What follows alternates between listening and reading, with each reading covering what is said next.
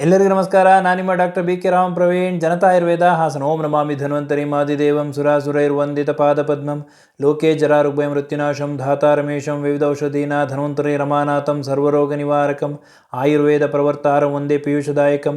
ಸರ್ವೇ ಜನಾಃ ಸುಖಿನೋ ಭವಂತೋ ಸರ್ವೇ ಸಂತು ನಿರಾಮಯಃ. ಓಂ ಶಾಂತಿ ಶಾಂತಿ ಶಾಂತಿ.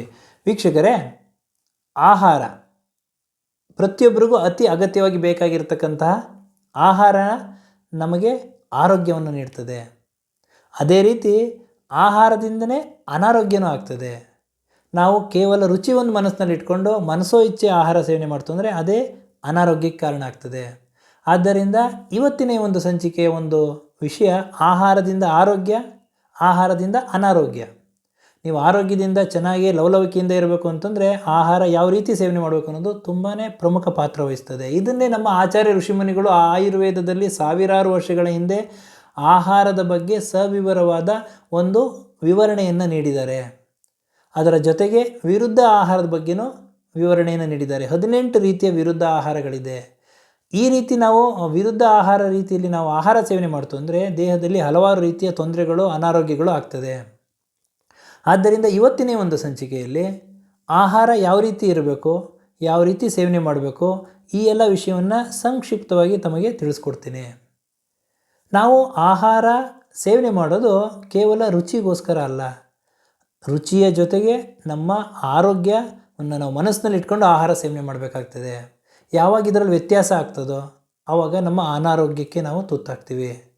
ಹಾಗಾಗಿ ಕೆಲವೊಂದು ಆಹಾರಗಳನ್ನ ಯಾವ ಸಮಯದಲ್ಲಿ ಸೇವನೆ ಮಾಡಬೇಕು, ಕೆಲವೊಂದು ಆಹಾರ ಯಾವ ಜೊತೆ ಸೇವನೆ ಮಾಡಬೇಕು, ಯಾವ ಆಹಾರ ಯಾವಾಗ ಯಾವ ರೀತಿ ಸೇವನೆ ಮಾಡಬೇಕು, ಈ ಎಲ್ಲ ಒಂದು ವಿಷಯಗಳು ತುಂಬ ಪ್ರಮುಖ ಪಾತ್ರ ವಹಿಸ್ತದೆ. ಹಾಗೂ ಆಹಾರದಲ್ಲಿ ಏನು ಮಾಡ್ತೀವಿ ನಾವೇನು ಅಂದರೆ ಕೇವಲ ರುಚಿ ಒಂದು ಮನಸ್ಸಿನಲ್ಲಿ ಇಟ್ಕೊಂಡ್ಬಿಟ್ಟು ಮನಸೋ ಇಚ್ಛೆ ಆಹಾರ ಸೇವನೆ ಮಾಡ್ತಿರ್ತೀವಿ. ಅಂಥ ಸಮಯದಲ್ಲಿ ನಮಗೆ ಕಾಯಿಲೆ ಆಗೋದು. ಉದಾಹರಣೆಗೆ, ಕೆಲವೊಬ್ಬರು ಉತ್ತರ ಕರ್ನಾಟಕದ ಆಹಾರ ಪದಾರ್ಥಗಳು, ಆಹಾರ ಜೀವನ ಶೈಲಿನೇ ಬೇರೆ ಇರ್ತದೆ. ದಕ್ಷಿಣ ಕರ್ನಾಟಕದ ಆಹಾರ ಪದಾರ್ಥಗಳ ಜೀವನ ಶೈಲಿನೇ ಬೇರೆ ಇರ್ತದೆ. ಈಗ ನೀವು ನೋಡಿರ್ಬೋದು, ಹುಬ್ಬಳ್ಳಿ, ಧಾರವಾಡ, ಬೆಳಗಾಂ ಆ ಸೈಡೆಲ್ಲ ಸ್ವಲ್ಪ ಖಾರ ಜಾಸ್ತಿ ಯೂಸ್ ಮಾಡ್ತಾರೆ, ಮಸಾಲೆ ಪದಾರ್ಥಗಳನ್ನ ಜಾಸ್ತಿ ಯೂಸ್ ಮಾಡ್ತಾರೆ. ಗೊಡ್ಗಾರ, ಮೆಣಸಿನಕಾಯಿ ಇವುಗಳನ್ನು ಸೇವನೆ ಮಾಡ್ತಿರ್ತಾರೆ, ಜೋಳದ ರೊಟ್ಟಿ ಇವುಗಳನ್ನು ಸೇವನೆ ಮಾಡ್ತಿರ್ತಾರೆ. ಅವರ ಆಹಾರನ ಸೇವನೆ ಮಾಡ್ತಾರೆ, ಜೀರ್ಣ ಮಾಡ್ಕೋತಾರೆ, ಯಾವುದೂ ತೊಂದರೆ ಇರೋದಿಲ್ಲ, ಯಾವುದೇ ಅಸಿಡಿಟಿ, ಗ್ಯಾಸ್ಟ್ರೈಟಿಸ್ ಸಮಸ್ಯೆಗಳು ಹೆಚ್ಚಾಗಿ ಅವ್ರಿಗೆ ಕಾಡೋದಿಲ್ಲ. ಅವ್ರು ತಿಂತಾರಲ್ಲ ಅಂತಂದ್ಬಿಟ್ಟು ದಕ್ಷಿಣ ಕರ್ನಾಟಕದವರು ಹಾಸನ, ಮಂಡ್ಯ, ಮೈಸೂರು ಇವರೇನಾದರೂ ಅತಿಯಾಗಿ ಜೋಳದ ರೊಟ್ಟಿ ಇರ್ಬೋದು, ಗೊಡ್ಗಾರ, ಮೆಣಸಿನ್ಕಾಯಿ ಇರಬಹುದು, ಇವುಗಳನ್ನು ಹೆಚ್ಚಾಗಿ ಸೇವನೆ ಮಾಡ್ತು ಅಂತಂದರೆ ಇವರಲ್ಲಿ ಗ್ಯಾಸ್ಟ್ರೈಟಿಸ್, ಅಸಿಡಿಟಿ ಈ ಒಂದು ಸಮಸ್ಯೆಗಳು ಹೆಚ್ಚಾಗಿ ಕಾಡ್ತದೆ. ಇದಕ್ಕೆ ಕಾರಣ ಏನಂತಂದರೆ, ಯಾವ ವ್ಯಕ್ತಿ ಯಾವ ಪ್ರದೇಶದಲ್ಲಿರ್ತಾರೋ ಆ ಪ್ರದೇಶದಲ್ಲಿ ಯಾವ ಆಹಾರ ಬೆಳೆಗಳನ್ನು ಬೆಳೀತಾ ಇರ್ತಾರೋ ಆ ಪ್ರಕೃತಿಗೆ ಅನುಗುಣವಾಗಿ ಅವರ ದೇಹ ಪ್ರಕೃತಿ ಅಡ್ಜಸ್ಟ್ ಆಗಿರ್ತದೆ. ಹಾಗಾಗಿ ಅಲ್ಲಿ ಬೆಳೀತಕ್ಕಂತಹ ಆಹಾರಗಳನ್ನ ಅವರು ಸೇವನೆ ಮಾಡೋದ್ರಿಂದ ಅವರು ಅದನ್ನು ಅರಗಿಸ್ಕೋತಾರೆ, ಆರೋಗ್ಯದಿಂದ ಇರ್ತಾರೆ. ಯಾವುದೇ ರೀತಿ ಅದಕ್ಕೆ ಸಂಬಂಧಪಟ್ಟ ಸಮಸ್ಯೆಗಳು ಹೆಚ್ಚಾಗಿ ಅವ್ರಿಗೆ ಕಾಡೋದಿಲ್ಲ. ಆದರೆ ಅದನ್ನು ಬೇರೆ ಪ್ರದೇಶದಲ್ಲಿ ಇರ್ತಕ್ಕಂಥ ಆಹಾರ ಪದ್ಧತಿಗಳೇ ಬೇರೆ ಇರ್ತದೆ. ಅಲ್ಲಿ ಅವರು ಏನಾದರೂ ಆ ಆಹಾರಗಳನ್ನ ಅತಿಯಾಗಿ ಸೇವನೆ ಮಾಡ್ತು ಅಂದರೆ ಅವರಿಗೆ ಈ ಒಂದು ಖಾರ ಜಾಸ್ತಿ ಸೇವನೆ ಮಾಡ್ತು ಅಂದರೆ ಅಸಿಡಿಟಿ ಆಗ್ಬೋದು, ಗ್ಯಾಸ್ಟ್ರೈಟಿಸು ಈ ಒಂದು ಸಮಸ್ಯೆಗಳು ಹೆಚ್ಚಾಗಿ ಕಾಡ್ತದೆ. ಆದ್ದರಿಂದ ಪ್ರದೇಶಕ್ಕೆ ಅನುಗುಣವಾದ ಆಹಾರ, ನೀವು ಎಲ್ಲಿ ವಾಸ ಇರ್ತೀರೋ ಅಲ್ಲಿ ಯಾವ ಬೆಳೆ ಬೆಳೀತಾ ಇರ್ತಾರೋ ಆ ಆಹಾರ ಪದಾರ್ಥಗಳನ್ನ ನೀವು ಸೇವನೆ ಮಾಡೋದ್ರಿಂದ ಆರೋಗ್ಯದಿಂದಿರ್ತೀರ. ಇನ್ನು ಕೆಲವೊಂದು ಆಹಾರಗಳನ್ನ ಕೆಲವೊಂದು ಸಮಯ ಸೇವನೆ ಮಾಡಬೇಕಾಗ್ತದೆ. ಕೆಲವೊಬ್ರು ಏನು ಮಾಡ್ತಾರೆ, ಬೆಳಗ್ಗೆ ಎದ್ದ ತಕ್ಷಣವೇ ಮಕ್ಕಳಿರ್ಬೋದು, ದೊಡ್ಡವರಿರ್ಬೋದು ಹಾಲು ಕುಡಿತಿರ್ತಾರೆ. ಬೆಳಗ್ಗೆ ಎದ್ದ ತಕ್ಷಣವೇ ಹಾಲು ಕಫ ಜಾಸ್ತಿ ಇರ್ತದೆ. ಬೆಳಗಿನ ಸಮಯದಲ್ಲಿ ಗಟ್ಟಿ ಹಾಲನ್ನ ಕುಡಿಯೋದ್ರಿಂದ ಕಫ ವೃದ್ಧಿ ಆಗ್ತದೆ. ಆದ್ದರಿಂದ ಮಕ್ಕಳಿಗೆ ಇರ್ಬೋದು, ಬೆಳಗ್ಗೆ ಎದ್ದ ತಕ್ಷಣ ಗಟ್ಟಿ ಹಾಲು ಕೊಡೋದು ಈ ಅಭ್ಯಾಸ ಇತ್ತು ಅಂದರೆ ಯಾವುದೇ ಕಾರಣಕ್ಕೂ ಈ ಥರ ಮಾಡೋಕ್ಕೆ ಹೋಗಬೇಡಿ. ಇನ್ನು ಯಾವ ಒಂದು ಕಾಲದಲ್ಲಿ ಪ್ರತಿನಿತ್ಯ ಬೆಳಗಿನ ಸಮಯದಲ್ಲಿ ಕಫ ಪ್ರಧಾನವಾಗಿರ್ತದೆ, ಮಧ್ಯಾಹ್ನದಲ್ಲಿ ಪಿತ್ತ ಇರ್ತದೆ, ರಾತ್ರಿ ಸಮಯದಲ್ಲಿ ವಾಯು ಪ್ರಧಾನವಾಗಿರ್ತದೆ. ಆದ್ದರಿಂದ ಬೆಳಗ್ಗೆ ಸಮಯದಲ್ಲಿ ನೀವು ಕಫ ಪ್ರಧಾನ ಆಹಾರಗಳು, ಹಾಲಿರ್ಬೋದು, ಮೊಸರಿರ್ಬೋದು, ಸ್ವೀಟ್ಸ್ಗಳಿರ್ಬೋದು, ಜಂಕ್ ಫುಡ್ಸ್ಗಳು ಇವನ್ನ ತಿಂತು ಅಂತಂದರೆ ನಿಮಗೆ ಹಲವಾರು ರೀತಿಯ ಆರೋಗ್ಯ ಸಮಸ್ಯೆಗಳು ಕಾಡ್ತದೆ. ಒಬೆಸಿಟಿ ಇರ್ಬೋದು, ತೂಕ ಜಾಸ್ತಿ ಆಗ್ಬೋದು, ಹೆವಿ ವೆಯ್ಟ್ ಆಗ್ತಕ್ಕಂಥದ್ದು ಹಾಗೂ ಈ ಒಂದು ತೊಂದರೆಗಳು ಕಾಡ್ತದೆ.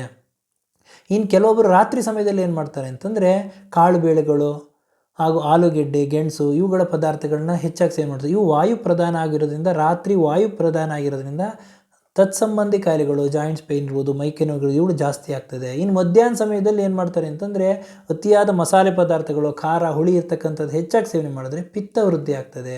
ಹಾಗಾಗಿ ನೀವು ಹಾಲು ಕುಡಿಬೇಕು ಅಂತಂದರೆ ರಾತ್ರಿ ಸಮಯದಲ್ಲಿ ಕುಡಿಯೋದ್ರಿಂದ ನಿಮಗೆ ರಾತ್ರಿ ಸಮಯದಲ್ಲಿ ವಾಯು ಪ್ರಧಾನವಾಗಿರ್ತದೆ. ನೀವು ಹಾಲು ಕುಡಿಯೋದ್ರಿಂದ ಹಾಲು ನಿದ್ರಾಜನನ ಅಂತಂದರೆ ನಿದ್ದೆ ಸರಿಯಾಗಿ ಬರ್ತದೆ ಹಾಗೂ ನಿಮಗೆ ಪೋಷಕಾಂಶಗಳು ಸಿಗ್ತದೆ, ಆರೋಗ್ಯದಿಂದ ಇರ್ತೀರ. ಹಾಗಾಗಿ ಕಾಲಕ್ಕೆ ಅನುಗುಣವಾಗಿ, ದೋಷಕ್ಕೆ ಅನುಗುಣವಾಗಿ ನೀವು ಆಹಾರ ಸೇವನೆ ಮಾಡೋದ್ರಿಂದ ಆರೋಗ್ಯದಿಂದ ಇರ್ತೀರ. ಇನ್ನು ಕೆಲವೊಂದು ಆಹಾರ ಕೆಲವೊಂದ್ರ ಜೊತೆ ಮಿಕ್ಸ್ ಮಾಡಬಾರ್ದು, ಸಂಯೋಗ ಮಾಡಬಾರ್ದು. ಕೇವಲ ರುಚಿ ಅಂತ ನಾವು ಸೇವನೆ ಮಾಡ್ಕೊಂತು ಅಂತಂದರೆ ಹಲವಾರು ಸಮಸ್ಯೆಗಳಾಗ್ತದೆ. ಉದಾಹರಣೆಗೆ ಮಾವಿನ ಹಣ್ಣು ಹುಳಿ, ಹಾಲು ಸಿಹಿ. ಹೋಟ್ಲಿಗೆ ಹೋಗ್ತಾರೆ ಅಥವಾ ಇನ್ಯಾವುದಾದ್ರು ಜ್ಯೂಸ್ ಸೆಂಟ್ರಿಗೆ ಹೋಗ್ತಾರೆ, ಮ್ಯಾಂಗೋ ಮಿಲ್ಕ್ ಶೇಕ್ ಮಾಡಿಸ್ಕೊಂಡು ಕುಡಿತಾರೆ. ಯಾವಾಗ ಮ್ಯಾಂಗೋ ಮಿಲ್ಕ್ ಶೇಕ್ ಕುಡಿತಾರೋ ಹಾಲು ಸಿಹಿ, ಮಾವು ಹುಳಿ ಇವೆರಡು ಮಿಶ್ರಣ ಆಯಿತು ಅಂತಂದರೆ ನಿಮಗೆ ಬಾಯಿಗೆ ರುಚಿ ಸಿಗ್ಬೋದು, ಆದರೆ ಸಮಯ ನಂತರ ನಿಮ್ಮ ಆರೋಗ್ಯದಲ್ಲಿ ಏರುಪೇರಾಗ್ತದೆ. ನೀವು ಮ್ಯಾಂಗೋ ಮಿಲ್ಕ್ ಶೇಕ್ ಕುಡಿದಿದ್ರೆ ಕೆಲವೊಬ್ಬರಿಗೆ ಯಾವುದಾದ್ರು ಇರಿಟೇಷನ್ ಆಗ್ಬೋದು, ಅಲರ್ಜಿ ಆಗ್ಬೋದು, ಇಂಡೈಜೆಷನ್ ಆಗ್ಬೋದು, ಈ ಎಲ್ಲ ಸಮಸ್ಯೆಗಳು ಎದುರಿಸ್ತೀರ. ಇನ್ನು ಕೆಲವೊಂದು ಆಹಾರಗಳನ್ನ ನಾವು ಯಾವ ರೀತಿ ಸೇವನೆ ಮಾಡಬೇಕು ಅನ್ನೋದರಲ್ಲಿ ಇವಾಗ ವೆಯ್ಟ್ ರಿಡಕ್ಷನ್ ಒಂದು ಮನಸ್ಸಿನಲ್ಲಿ ಇಟ್ಕೊಂಡ್ಬಿಟ್ಟಿರ್ತಾರೆ. ತೂಕ ಕಡಿಮೆ ಆಗಬೇಕು, ಒಬೆಸಿಟಿ ಕಡಿಮೆ ಆಗಬೇಕು ಅನ್ನೋ ಉದ್ದೇಶದಿಂದ ಬೆಳಗ್ಗೆ ಎದ್ದ ತಕ್ಷಣವೇ ಖಾಲಿ ಹೊಟ್ಟೆಗೆ ಬಿಸಿ ನೀರಿಗೆ ಜೇನುತುಪ್ಪ ಹಾಕೊಂಡು ಕುಡಿತಿರ್ತಾರೆ. ಯಾವುದೇ ಕಾರಣಕ್ಕೂ ಈ ತಪ್ಪು ಮಾಡೋಕ್ಕೆ ಹೋಗಬೇಡಿ, ಇದು ವಿಷವಾಗಿ ಪರಿವರ್ತನೆ ಆಗ್ತದೆ. ಹಾಗಾಗಿ ಜೇನನ್ನು ಯಾವುದೇ ಕಾರಣಕ್ಕೂ ಬಿಸಿ ಮಾಡೋಕ್ಕೆ ಹೋಗಬಾರ್ದು. ಆದ್ದರಿಂದ ಈ ರೀತಿ ನೀವು ಮಾಡ್ತಾಯಿದ್ರೆ ಇದನ್ನು ಯಾವುದೇ ಕಾರಣಕ್ಕೂ ಇದನ್ನು ಮಾಡೋಕ್ಕೆ ಹೋಗಬೇಡಿ. ಇನ್ನು ತುಪ್ಪ, ಜೇನುತುಪ್ಪ, ತುಪ್ಪನೂ ಆರೋಗ್ಯಕ್ಕೆ ಒಳ್ಳೆಯದು, ಜೇನುತುಪ್ಪನೂ ಆರೋಗ್ಯಕ್ಕೆ ಒಳ್ಳೆಯದು. ಆದರೆ ಇದನ್ನು ಯಾವ ರೀತಿ ಸೇವನೆ ಮಾಡಬೇಕು ಅಂದರೆ ಇದನ್ನು ನೀವು ಸಮ ಪ್ರಮಾಣದಲ್ಲಿ ಹಾಕೋದ್ರು ಅಂದರೆ 1 ಚಮಚ ತುಪ್ಪ 1 ಚಮಚ ಜೇನುತುಪ್ಪ ಹಾಕ್ತು ಅಂದರೆ ಇದು ನಿಮಗೆ ವಿಷವಾಗಿ ಪರಿವರ್ತನೆ ಆಗ್ತದೆ. ಇದು ಸಮ ಪ್ರಮಾಣದಲ್ಲಿ ಯಾವುದೇ ಕಾರಣಕ್ಕೂ ಹಾಕಕ್ಕೆ ಹೋಗಬೇಡಿ. ತುಪ್ಪ ಜೇನುತುಪ್ಪ ಅಸಮ ಪ್ರಮಾಣ, ಒಂದು ಕಡಿಮೆ ಒಂದು ಜಾಸ್ತಿ, ಆ ರೀತಿ ನೀವು ಸೇವನೆ ಮಾಡ್ತು ಅಂದರೆ ಇದು ಅಮೃತವಾಗಿ ಕೆಲಸ ಮಾಡ್ತದೆ. ಹಾಗಾಗಿ ಒಂದೊಂದು ಸಣ್ಣ ಸಣ್ಣ ವಿಷಯಗಳು ಬಹು ಪ್ರಮುಖ ಪಾತ್ರ ವಹಿಸ್ತದೆ. ನಾವು ಆರೋಗ್ಯದಿಂದ ಇರಬೇಕು ಅಂತಂದರೆ ಇವುಗಳು ಬಹುಮುಖ್ಯ. ಇನ್ನು ಕೆಲವೊಬ್ಬರು ಟೇಸ್ಟ್ಗೋಸ್ಕರ ಕೆಲವೊಬ್ರು ಏನು ಮಾಡ್ತಾರೆ, ಏನೇನೋ ಒಂದು ತಿಂಡಿಗಳನ್ನ ಮಾಡ್ಕೊತಿರ್ತಾರೆ. ಮೊಸರು ಇರ್ಬೋದು, ಮಜ್ಜಿಗೆ ಇರ್ಬೋದು, ಅದನ್ನು ಬಿಸಿ ಮಾಡ್ತಿರ್ತಾರೆ, ಯಾವುದೋ ಒಂದು ತಿಂಡಿ ಮಾಡ್ತಿರ್ತಾರೆ ಬಾಯಿ ರುಚಿಗೋಸ್ಕರ. ಈ ಥರ ಮಾಡ್ತಾಯಿತ್ತು ಅಂದರೆ ಇದನ್ನು ಅವಾಯ್ಡ್ ಮಾಡಿ. ಇದರಿಂದ ಹಲವಾರು ಆರೋಗ್ಯ ಸಮಸ್ಯೆಗಳು ಉದ್ಭವ ಆಗ್ತದೆ. ಇನ್ನು ಕೆಲವೊಬ್ಬರು ಅತಿಯಾಗಿ ಆಹಾರ ಸೇವನೆ ಮಾಡ್ತಾರೆ. ಏನು ಗಂಟ್ಲವರೆಗೂ ಇಲ್ಲಿವರೆಗೂ ಅತಿಯಾಗಿ ಆಹಾರ ಸೇವನೆ ಮಾಡ್ತಾಯಿದ್ರೆ ಆ ಒಂದು ರೀತಿ ಇತ್ತು ಅಂದರೆ ಅದನ್ನು ಅವಾಯ್ಡ್ ಮಾಡೋದ್ರಿಂದ ನೀವು ಆರೋಗ್ಯದಿಂದ ಇರ್ಬೋದು. ಇನ್ನು ಆಹಾರ ಸೇರುತ್ತೆ ಅನ್ನಬೇಕಾದ್ರೆ ನೀವು ಆಹಾರನ ಸೇವನೆ ಮಾಡೋದನ್ನು ನಿಲ್ಲಿಸಿದ್ರೆ ನೀವು ಆರೋಗ್ಯದಿಂದ ಇರ್ತೀರ. ಇದನ್ನು ಆಯುರ್ವೇದದಲ್ಲಿ ಏನಂತ ಹೇಳಿದೆ ಅಂದರೆ ಹಿತಬುಕ್, ಮಿತಬುಕ್, ಋತುಬುಕ್. ಅಂದರೆ ಹಿತವಾಗಿ ಇರಬೇಕು ಆಹಾರ, ಮಿತವಾಗಿ ಇರಬೇಕು ಆಹಾರ, ಋತುಗಳಿಗೆ ಅನುಸಾರವಾಗಿ ಇರಬೇಕು ಆಹಾರ. ನೀವು ಈ ರೀತಿ ಆಹಾರ ಸೇವನೆ ಮಾಡ್ತು ಅಂದರೆ ಆರೋಗ್ಯದಿಂದ ಇರ್ತೀರ. ಆಹಾರದಲ್ಲಿ 3 ರೀತಿ ಇದೆ: ಸಾತ್ವಿಕ ಆಹಾರ, ರಾಜಸಿಕ ಆಹಾರ ಹಾಗೂ ತಾಮಸಿಕ ಆಹಾರ. ಸಾತ್ವಿಕ ಆಹಾರ ಅಂತಂದರೆ ಈ ಋಷಿಮುನಿಗಳು ಆಹಾರ ಸೇವನೆ ಮಾಡ್ತಕ್ಕಂಥ ಆಹಾರ ಪದಾರ್ಥಗಳು, ಸೊಪ್ಪು, ತರಕಾರಿಗಳು, ಈ ಗೆಡ್ಡೆ ಗೆಣಸುಗಳು, ಈ ಥರ ಆಹಾರಗಳನ್ನ ಸೇವನೆ ಮಾಡೋದ್ರಿಂದ ಅದು ಅವರ ಮನಸ್ಥಿತಿನೇ ಒಂದು ರೀತಿ ಇರ್ತದೆ. ಇನ್ನು ರಾಜಸಿಕ ಆಹಾರ ಅಂದರೆ ಅತಿಯಾದ ಒಂದು ಖಾರ, ಮಸಾಲೆ, ಹುಳಿ ಇರ್ತಕ್ಕಂಥ ಆಹಾರ ಪದಾರ್ಥಗಳನ್ನ ಅತಿಯಾಗಿ ಸೇವನೆ ಮಾಡೋದ್ರಿಂದ ಅವರ ಮನಸ್ಥಿತಿನೇ ವ್ಯತ್ಯಾಸ ಇರ್ತದೆ. ಅವರಿಗೆ ಸ್ವಲ್ಪ ಸಿಟ್ಟು ಅಥವಾ ಒಂದು ಕೋಪ, ಆತಂಕ, ಭಯ ಈ ಥರದ್ದೆಲ್ಲ ಇರ್ತದೆ. ಇನ್ನು ತಾಮಸಿಕ ಆಹಾರ ಅಂತಂದರೆ ಕಫ ಪ್ರಧಾನ, ಅತಿಯಾಗಿ ಆಹಾರಗಳನ್ನ ಸೇವನೆ ಮಾಡೋದ್ರಿಂದ ಕೆಲವೊಂದು ಆಹಾರ ಸೇವನೆ ಮಾಡಿದ್ರೆ ನೀವು ನೋಡಿರ್ಬೋದು, ಎಲ್ಲಿ ಕೂತಿರ್ತಾರೋ ಅಲ್ಲೇ ನಿದ್ದೆ ಮಾಡ್ತಿರ್ತಾರೆ, ತೂಕಡಿಸ್ತಿರ್ತಾರೆ, ಈ ಥರ ಎಲ್ಲ ಒಂದು ಮನಸ್ಥಿತಿ ಇರ್ತದೆ. ಹಾಗಾಗಿ ನಮ್ಮ ಆಹಾರ ನಮ್ಮ ಮನಸ್ಸಿಗೆ ಲಿಂಕ್ ಆಗಿದೆ. ಆದ್ದರಿಂದ ನಮ್ಮ ಆಹಾರ ನಾವು ಯಾವ ರೀತಿ ಸೇವನೆ ಮಾಡಬೇಕು, ಯಾವುದ್ರ ಜೊತೆ ಸೇವನೆ ಮಾಡಬೇಕು, ಯಾವ ಸಮಯದಲ್ಲಿ ಸೇವನೆ ಮಾಡಬೇಕು, ಎಷ್ಟು ಸೇವನೆ ಮಾಡಬೇಕು, ಈ ಎಲ್ಲದೂ ಪ್ರಮುಖ ಪಾತ್ರ ವಹಿಸ್ತದೆ.